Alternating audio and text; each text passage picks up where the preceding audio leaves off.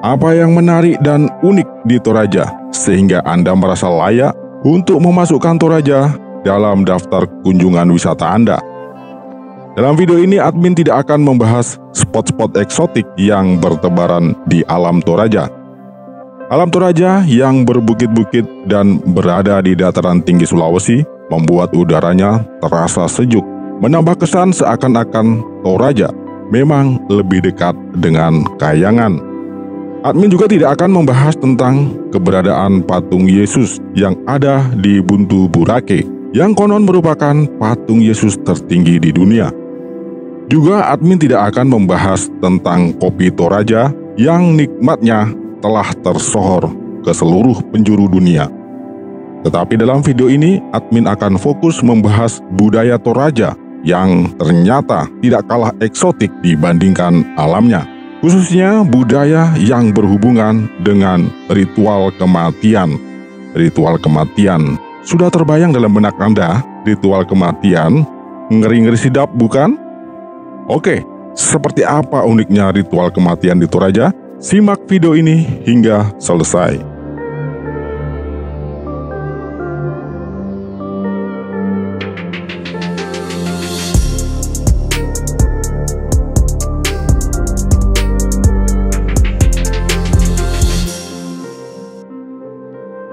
Ini adalah tongkonan rumah khas suku Toraja.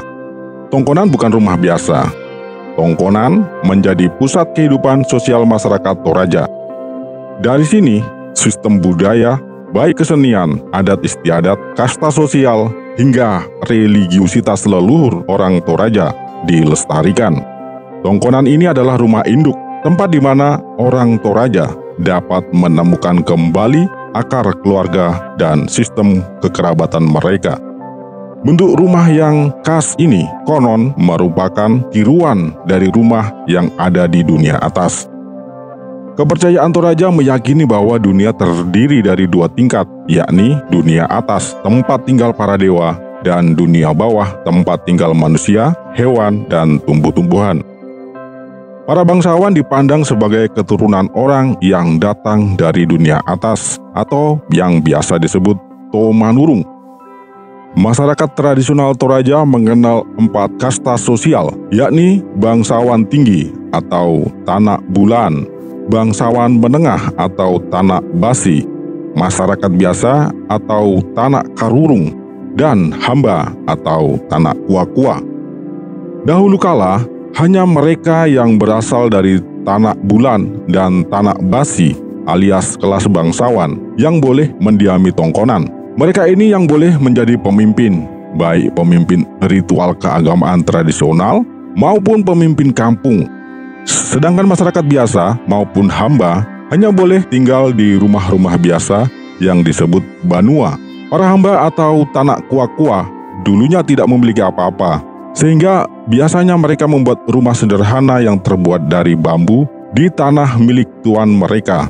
Itu pula yang membuat mereka dan keturunannya tetap setia mengabdi dan melayani tuannya. Masyarakat biasa atau Tanak Karurung adalah masyarakat merdeka yang bisa memilih profesi apapun. Seiring perkembangan zaman, banyak keturunan orang biasa, bahkan keturunan hamba, berhasil secara ekonomi, maka mereka pun dapat membeli tanah dan membuat rumah yang menyerupai tongkonan. Dalam menentukan kasta, masyarakat Toraja melihat dari garis keturunan ibu. Oleh karena itu, seorang lelaki dari kalangan bangsawan tidak boleh menikah dengan perempuan dari kasta yang lebih rendah, sebab hal itu akan membuat kastanya menjadi turun. Demi menjaga status sosial mereka, para lelaki dari kalangan bangsawan tidak jarang menikah dengan kerabat dekat, yang sudah pasti kerabat dekatnya adalah juga bangsawan. Seorang lelaki dari kalangan orang biasa maupun hamba boleh menikah dengan siapa saja. Dengan perempuan dari kasta yang lebih tinggi juga boleh, karena hal itu dapat menaikkan kasta keturunan mereka. Jika Anda lelaki Toraja dan ingin menaikkan kasta keturunan Anda, maka pandai-pandailah memikat hati perempuan dari keturunan Toma Kaka agar jatuh cinta dengan Anda dan bersedia menikah dengan Anda. Itu jika Anda masih peduli dengan kasta-kasta. Tetapi kalangan milenial biasanya sudah tidak peduli lagi dengan kasta-kasta. Banyak di antara mereka menikah dengan suku di luar Toraja. Juga ketika memilih menikah dengan sesama orang Toraja, mereka tidak lagi peduli dengan status kasta. Agama asli orang Toraja disebut Aluk Todolo atau Alukta. Dalam nomenklatur agama-agama dan aliran-aliran kepercayaan di Indonesia, Aluk Todolo dimasukkan dalam rumpun Hindu. Namun saat ini mayoritas orang Toraja memeluk agama Kristen, baik Protestan maupun Katolik, dan sebagian kecil memeluk Islam.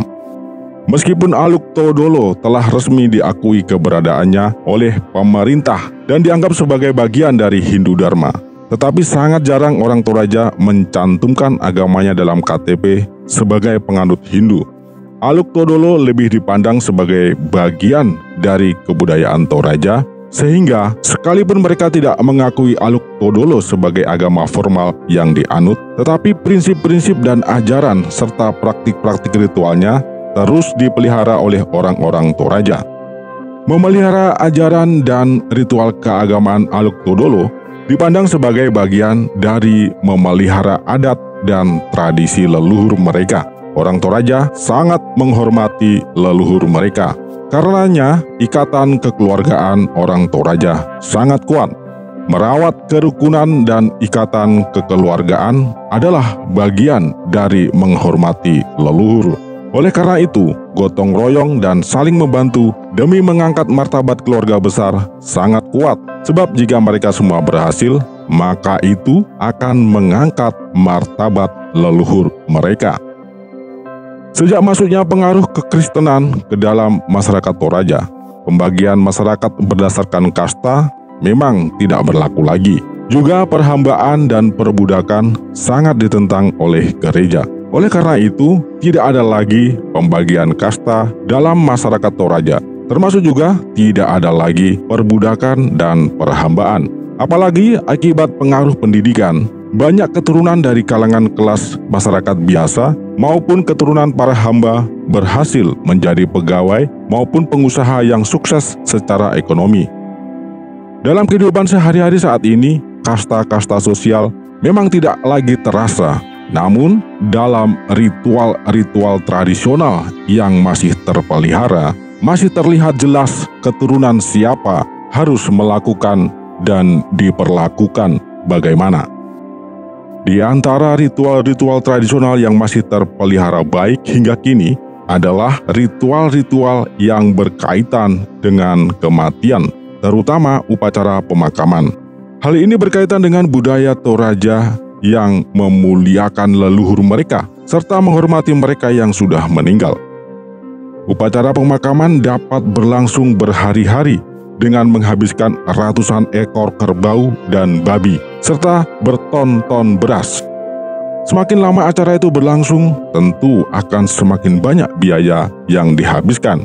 Hal itu dapat terlihat dari jumlah kerbau dan babi yang habis tersembelih untuk menjamu para tamu maupun masyarakat umum. Sebab siapapun boleh datang ke acara itu dan akan dijamu sebagaimana layaknya. Jika Anda malas memasak di rumah, cari saja di mana ada orang yang menyelenggarakan acara seperti itu. Dijamin tidak akan kelaparan, bahkan makan enak sampai kenyang. Biasanya dari upacara pemakaman ini akan terlihat status sosial orang yang meninggal. Jika dia berasal dari kalangan bangsawan, maka pesta pemakaman itu bisa berlangsung berhari-hari, bahkan bisa berminggu-minggu. Namun jika berasal dari kalangan masyarakat biasa, pesta pemakaman hanya berlangsung 1 atau 2 hari saja. Mungkin sebagian dari pemirsa sedikit merasa aneh ketika admin menyebut istilah pesta pemakaman. Ya, pesta pemakaman. Terdengar seperti paradoks. Kematian yang mengandung kesedihan, tetapi upacaranya disebut pesta. Sedangkan pesta identik dengan kegembiraan dan makan-makan enak. Istilah ini bukan ciptaan admin. Meskipun pesta pemakaman bukan istilah resmi dalam tradisi Toraja, namun istilah itu telah menjadi istilah populer untuk menyebut seluruh rangkaian acara dalam upacara pemakaman. Istilah yang sebenarnya adalah rambu solo. Namun orang Toraja saat ini lebih menyebutnya dengan istilah mak pesta, yang artinya berpesta. Mak pesta memang bukan semata-mata untuk rambu solo atau upacara pemakaman, tetapi juga untuk rambu tuka atau upacara pernikahan. Jadi, jika pemirsa datang ke Toraja, Anda akan menemukan rambu-rambu khas Toraja, yakni rambu solo dan rambu tuka. Ketika Anda menemukan rambu-rambu itu, berarti bersiaplah Anda untuk berpesta di Toraja.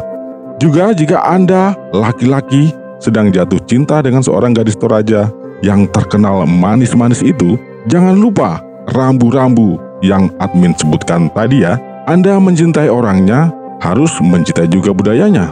Jika tidak, keturunan Anda akan tereliminasi dari lingkaran tongkonan. Anda tidak berhak mengaku sebagai bagian dari tongkonan tertentu.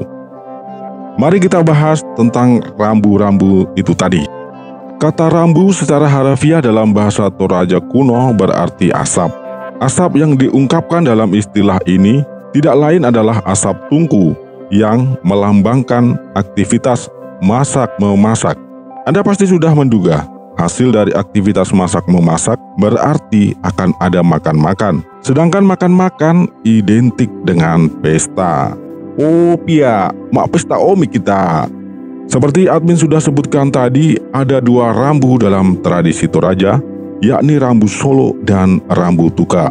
Rambu solo artinya asap yang turun ke bawah, sedangkan rambu tuka adalah asap yang naik.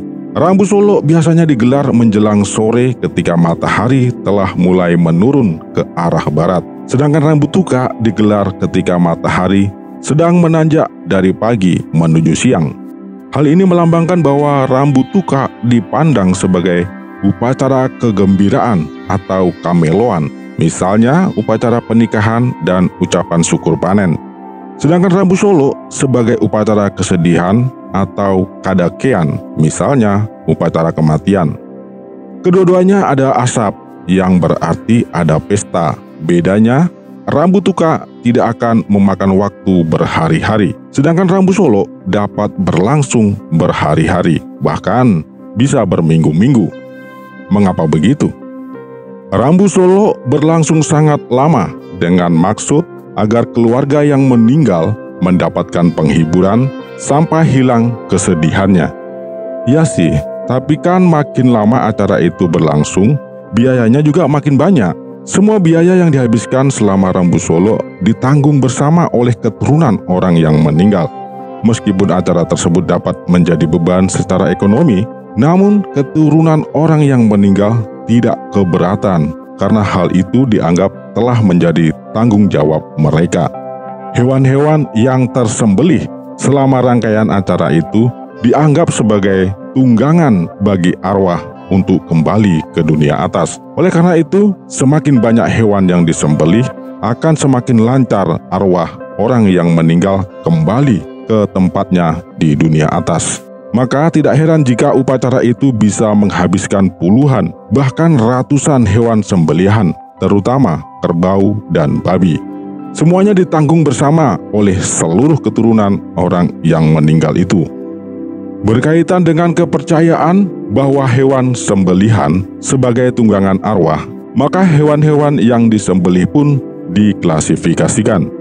Hewan yang dinilai prestisius adalah hewan yang berjenis kelamin laki-laki dan telah berusia tua. Jika itu kerbau, dilihat dari tanduknya. Semakin panjang tanduknya, semakin bergengsi hewan itu. Namun yang paling bergengsi adalah jika kerbau itu laki-laki dan berwarna belang-belang, yakni kombinasi warna putih dan hitam. Kerbau jenis ini disebut Tedong Bonga. Tedong Bonga dipandang sebagai tunggangan para dewa, sehingga jika dalam upacara pemakaman ada Tedong Bonga disembelih, maka itu akan sangat memperlancar perjalanan arwah kembali ke dunia para dewa. Karena langkanya jenis kerbau seperti itu, maka harganya pun sangat tinggi. Seekor kerbau Tedong Bonga harganya bisa setara dengan sebuah mobil Fortuner. Tetapi sayangnya, arwah tidak akan sampai ke nirwana jika menunggangi Fortuner. Maka seberapapun harga Tedong Bonga tetap akan dibayar demi kelancaran perjalanan arwah menuju ke dunia atas. Berkaitan dengan kerbau-kerbau yang menjadi tunggangan arwah, selama pesta yang berlangsung berhari-hari itu, biasanya digelar festival adu kerbau atau Telong Silaga untuk mempertontonkan kekuatan kerbau-kerbau yang akan menjadi tunggangan arwah itu. Festival adu kerbau ini menjadi salah satu daya tarik bagi wisatawan. Selain festival adu kerbau, digelar juga festival menyembelih kerbau. Menyembelih kerbau tidak semudah menyembelih ayam. Diperlukan teknik dan keterampilan khusus oleh para jagal, sehingga dengan sekali tebas leher kerbau, kerbau itu dapat langsung tersungkur dan mati. Penyembelihan kerbau bisa menjadi festival, karena dalam rangkaian Rambu Solo bisa jadi ada puluhan, bahkan ratusan kerbau yang disembelih. Hal ini akan terlihat sebagai sebuah peristiwa pembantaian, ngeri-ngeri nikmat gitulah. Selain dua festival yang berkaitan dengan kerbau sebagai hewan untuk tunggangan arwah, digelar juga festival Mak Badong.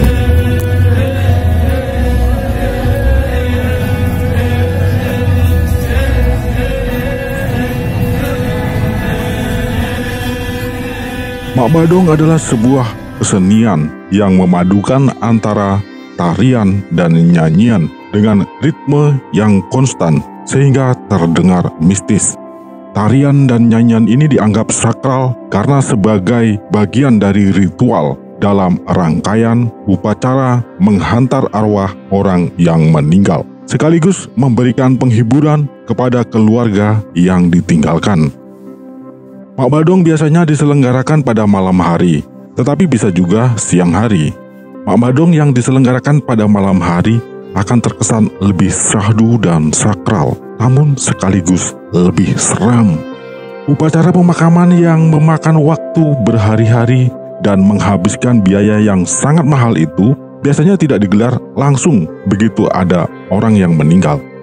Upacara pemakaman bisa ditunda berbulan-bulan, bahkan bertahun-tahun, menunggu sampai semua anggota keluarga siap. Mungkin ada yang di luar pulau atau bahkan di luar negeri. Mereka semua dimintai kesepakatan kapan bisa pulang kampung dan menggelar upacara pemakaman bagi kerabatnya, terutama jika yang meninggal itu adalah orang tuanya. Bukan hanya kesiapan waktu, tetapi juga kesiapan biaya.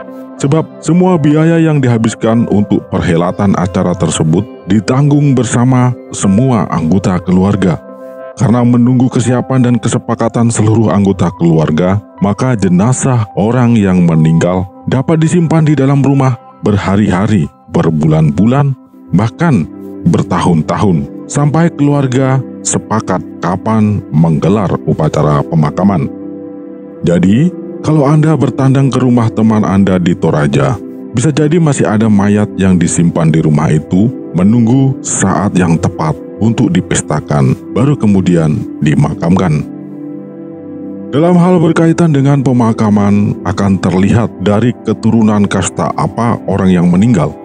Seorang yang berasal dari kasta bangsawan, apalagi jika dia berhasil menduduki posisi penting dalam masyarakat, misalnya menjadi bupati atau seorang jenderal atau pejabat negara lainnya, maka pesta pemakaman tidak mungkin dilakukan secara sederhana. Namun, sekaya dan setinggi apapun jabatan orang yang meninggal, jika dia berasal dari keturunan kasta rendahan, tanah kuah-kuah, maka upacara pemakamannya tidak akan mengalahi meriahnya upacara pemakaman keturunan bangsawan. Untuk mengenang orang yang meninggal, biasanya dibuatkan patung yang menggambarkan sosok orang yang meninggal tersebut. Patung atau disebut tau-tau alias orang-orangan juga menggambarkan jelas orang yang meninggal itu berasal dari keturunan kasta apa. Jika berasal dari keturunan tanah kuah-kuah atau hamba, maka dia hanya boleh dibuatkan tau-tau dari bambu. Jika dia berasal dari keturunan kasta orang biasa atau tanah karurung, dia boleh dibuatkan tau-tau dari kayu randu. Namun jika dia berasal dari golongan Tomakaka, yakni bangsawan dari tanah bulan dan tanah basi, dia boleh dibuatkan dari kayu nangka atau kayu dengan mutu yang lebih baik lagi. Begitu pula ketika di pemakaman. Pemakaman tradisional orang Toraja adalah gua. Peti-peti yang berisi jenazah tidak dikuburkan di dalam tanah, melainkan dimasukkan ke dalam liang gua. Di dalam liang gua itu, peti-peti jenazah disusun berdasarkan kasta. Kasta bangsawan dari Tanah Bulan akan berada di tumpukan paling atas. Berikutnya disusul Tanah Basi, Tanah Karurung, kemudian yang paling bawah adalah Tanah Kua-Kua. Namun, bagi keluarga yang mampu, tidak jarang mereka membuat gua sendiri sebagai pemakaman keluarga, sehingga tidak menumpuk atau tertumpuk dengan jenazah orang-orang lain. Sekarang ini bahkan ada juga yang memakamkan jenazah dengan cara dikubur di dalam tanah. Ada pertimbangan khusus mengapa orang Toraja jarang memakamkan jenazah dengan cara dikubur dalam tanah. Hal itu berkaitan dengan upacara mak nenek. Upacara mak nenek adalah ritual mengganti pakaian anggota keluarga yang sudah meninggal. Upacara mengganti pakaian anggota keluarga yang sudah meninggal tidak dilakukan secara simbolik, melainkan dilakukan secara langsung. Mayat dikeluarkan dari makam, dibersihkan dengan menggunakan kuas, kemudian digantikan pakaiannya dengan pakaian yang baru. Ritual ini bisa dilakukan di tempat pemakaman, tetapi bisa juga dilakukan di rumah.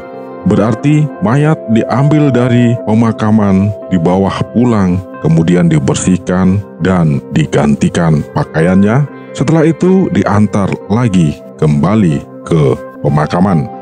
Pembersihan jenazah dan penggantian pakaian dilakukan oleh seluruh anggota keluarga sebagai bentuk penghormatan, cinta, dan bakti mereka kepada orang tua atau anggota keluarganya yang sudah meninggal. Upacara ini biasanya diselenggarakan setelah usai masa panen. Kelalaian menyelenggarakan upacara ini diyakini dapat menimbulkan gagal panen pada musim berikutnya, juga mendatangkan ketidaklancaran rezeki dari jalan lain.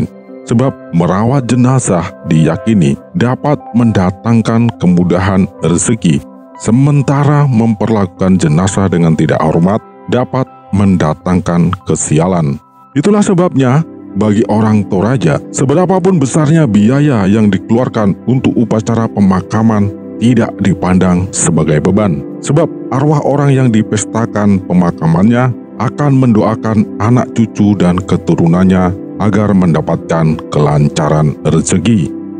Oh ya, Anda mungkin pernah mendengar cerita bahwa di Toraja, mayat dapat berjalan sendiri menuju pemakaman. Cerita ini memang tinggal cerita. Saking tinggal ceritanya, ada yang mengatakan bahwa cerita tentang mayat berjalan tidak lain ialah upacara mak nenek yang sudah admin jelaskan tadi. Sesungguhnya cerita tentang mayat berjalan dan upacara mak nenek adalah dua hal yang berbeda. Melihat alam Toraja yang berbukit-bukit dengan jalan menuju gua pemakaman yang sempit dan terjal, untuk mengangkut jenazah sampai ke liang merupakan kesulitan tersendiri. Kisah mayat berjalan berasal dari kesulitan medan jalan menuju liang gua pemakaman. Oleh karena itu, pada masa lalu, ada dukun-dukun sakti yang mampu memerintahkan mayat untuk berjalan sendiri menuju pemakaman. Mayat ini berjalan seperti zombie tanpa ekspresi. Namun, karena pengaruh agama, ilmu-ilmu perdukunan sudah tidak dipelajari lagi, sehingga ilmu doti atau santet, ka'ban atau kebal, juga ilmu yang mampu memerintahkan mayat untuk berjalan sendiri, tidak lagi diwariskan kepada generasi sekarang. Tetapi pada masa lalu, kisah mayat berjalan memang benar-benar terjadi di Tanah Toraja.